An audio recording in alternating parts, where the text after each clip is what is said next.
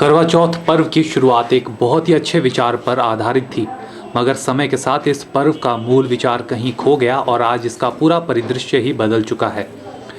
पुराने ज़माने में लड़कियों की शादी बहुत जल्दी कर दी जाती थी और उन्हें किसी दूसरे गांव में अपने ससुराल वालों के साथ रहना पड़ता था।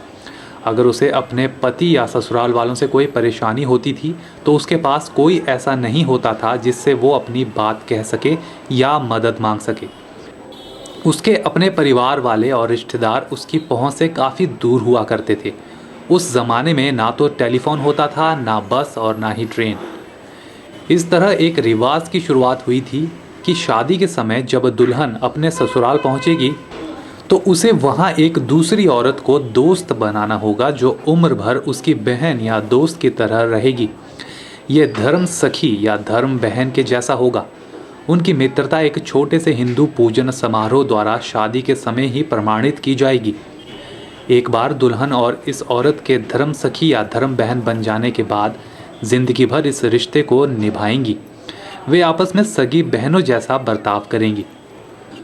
पुराने समय में किसी भी तरह की परेशानी होने पर, चाहे वो पति या ससुराल वालों की तरफ से हो, ये दोनों औरतें आपस में बात किया करती थी या एक दूसरे की मदद कर सकती थी।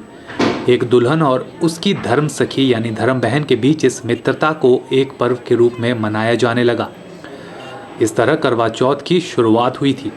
पति की भलाई के लिए पूजा और व्रत इसके बहुत बाद में शुरू हुआ। ऐसी आशा है कि इस पर्व की महत्ता और बनाने के लिए इसे पुरानी कथाओं के साथ जोड़ दिया गया। आज के ज़माने में शादीशुदा औरतों के लिए इस पर्व के लिए सजना संवरना काफ़ी मायने रखता है और वे सारा दिन व्रत रखकर अपने पति की लंबी उम्र की दुआ मांगती हैं। करवा चौथ को लेकर महिलाओं में कितना उत्साह रहता है, इसका उदाहरण आप बाजार में भी देख सकते हैं। इसलिए होती हैं, ये शगुन की होती हैं, जैसे अपना सुहाग बढ़ने के लिए सुहाग दे देते हैं। बिंदी, चूड़ी, रिबन, ये सब सुहाग की निशानी है।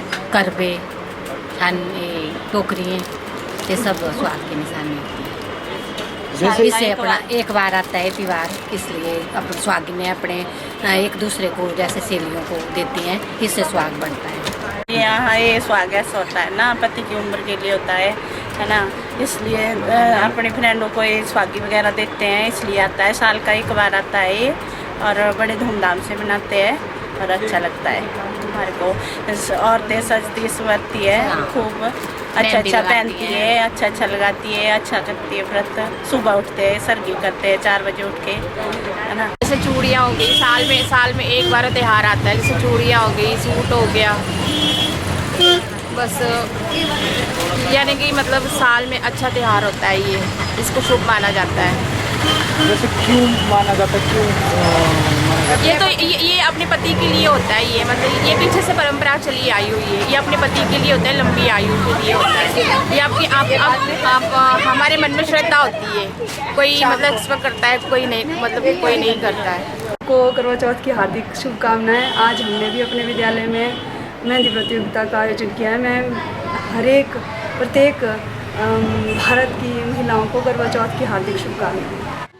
तो हमने आपको बताई करवा चौथ के शुरुआत की कहानी। मूल रूप से करवा चौथ इस धर्म सखी या धर्म बहन के रिश्ते को फिर से नवीन रूप देने और बनाने का सालाना पर्व है। ये उस समय की एक सर्वश्रेष्ठ सामाजिक और सांस्कृतिक महानता थी जब दुनिया में बातचीत के तरीके की कमी थी और आना जाना इतना आसान नहीं हुआ करता था। ब्यूरो रिपोर्ट के चैनल मंडी।